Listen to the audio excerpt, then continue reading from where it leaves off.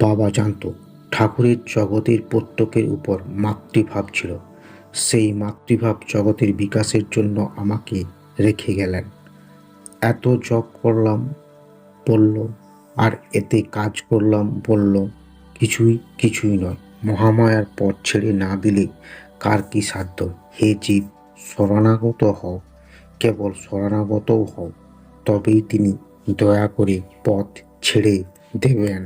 আমি সত্যেরও মা, অসত্যেরও মা। আমার ছেলে আমার মেয়ে যদি ধুলো কাদা মাখে, আমাকেই তো তা ধুয়ে মুছে তাকে কোলে নিতে হবে। যে ঠাকুরের শরণাগত হয় তার পাম্ভসাপে কিছু হয় না।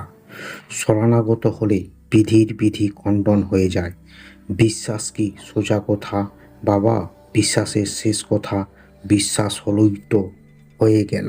জপ তপের দ্বারাই কর্মপাশ কেটে যায়, কিন্তু ভগবান প্রেম ভক্তি ছাড়া পাওয়া যায় না। বাসনা থেকে শরীর, যখন বাসনা থাকে না তখন শরীর পড়ে যায়। সম্পূর্ণ বাসনা ক্ষয়েই মুক্তি। নির্বাসন হবার বাসনা করো। কাজ করতে হয়, কর্মপাশা কাটবে। কাজ ছাড়া থাকা ঠিক নয়। দেখো মা, সকলেই বলে এ দুঃখ ও দুঃখ, ভগবানকে এত ডাকলাম তবু দুঃখ গেল না, কিন্তু দুঃখই তো ভগবানের দয়ার দান।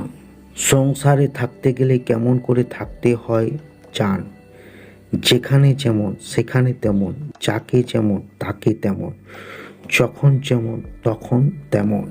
যার উপর যেমন কর্তব্য করে যাবে, কিন্তু এক ভগবান ছাড়া কাউকে ভালোবাসবে না।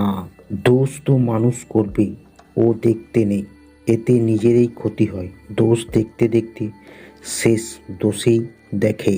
যদি শান্তি চাও মা, কারো দোষ দেখো না, দোষ দেখবে নিজের। জগৎকে আপনার করে নিতে শেখো, কেউ পর নয় মা, জগৎ তোমার।